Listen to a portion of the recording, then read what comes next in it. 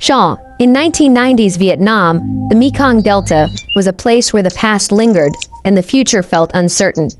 Life moved with the river, villagers worked the land, children played under jackfruit trees, and neighbors shared everything.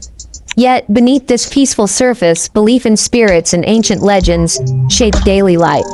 Every home had an altar, every odd sound was a sign, and stories of ghosts and monsters were whispered at dusk. It was here, in this blend of the ordinary and the mystical, that the legend of the Malay crept in, turning the comfort of night into a source of dread. Shamma, the Malay root ruat, or intestine-pulling ghost, haunted the Mekong Delta's nights. By day, she was an ordinary woman. By night, her head and entrails detached, flying through the darkness in search of victims, especially pregnant women and new mothers. The Malay slipped through cracks, draining life without leaving a mark. Victims wasted away, and fear gripped the village. Garlic and thorny branches hung at every door, but suspicion poisoned trust. Anyone could be the monster. The village's unity unraveled, replaced by paranoia and sleepless nights. The legend grew, and so did the terror, as everyone waited for the next attack.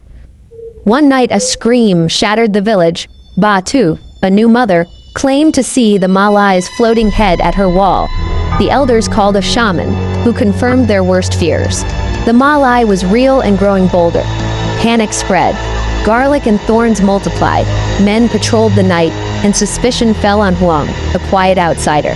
When Huang vanished and a burned body was found, the villagers believed the nightmare was over. Peace returned, but some elders whispered that the true Malay was never caught. The story became a warning: fear can turn neighbors into enemies, and monsters can wear familiar faces. The village's calm was fragile, always threatened by the unknown. Years later, my mother shared a secret. My grandfather, known for his compassion, once encountered the Malay. He never believed Huang was a monster, just a scapegoat for the village's fear. One night he heard sobbing from a neighbor's hut. Peering inside, he saw a desperate mother performing a dark ritual to save her sick child. Not a demon, but a parent clinging to hope. The strange lights and sounds were misunderstood acts of love, not evil. Realizing the truth, my grandfather quietly gave the woman his savings and urged her to leave for her safety. She and her daughter vanished, and the haunting stopped. Not because of garlic or thorns, but because of a single act of empathy. The real Malay was never a monster, but a mother's love twisted by fear and superstition. Sometimes compassion is the only way to break a curse.